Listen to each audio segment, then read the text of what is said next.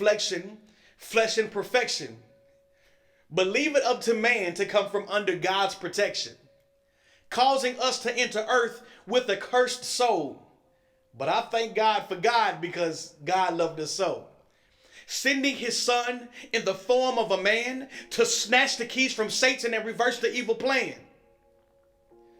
See, we often take the life of Christ and what he did for granted. But if someone gave you diamonds, would you leave them unattended? If you received a precious gift, would you abandon it?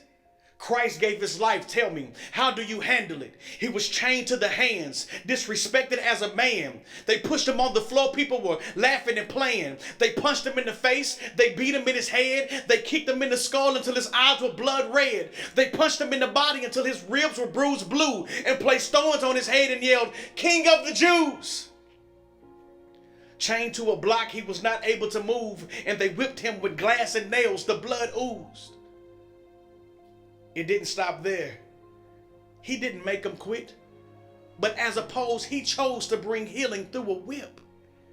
Blood from the crown of thorns onto his lips, prints from the sandals of the soldiers on his hips, people squinching up from the sounds of the whip popping, and all of this was taking place while his mama was watching. She was crying out for mercy, but the hurting wasn't stopping, watching her son get up, but continually dropping.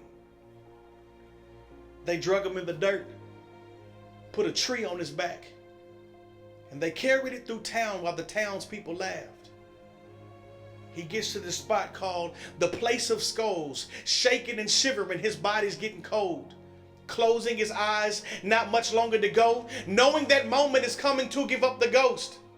So they stretch out his arms and drove nails through his wrists and nails through his feet, so it hurts when he lifts. In disbelief, he's searching for relief.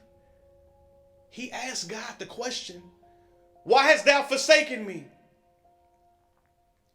Then they pierce him in his side as his mom cries, her tears streaming down from the pain in his eyes. He's paying the cost to redeem the lost for the very same people that hung him on the cross. That's you and me. He died on Calvary to save us from iniquities and live a life that's free. This is my Lord.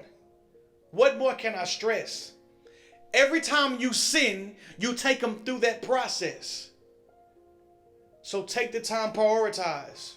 Don't get caught up in mess, because the word is our cheat sheet, and this life is the test.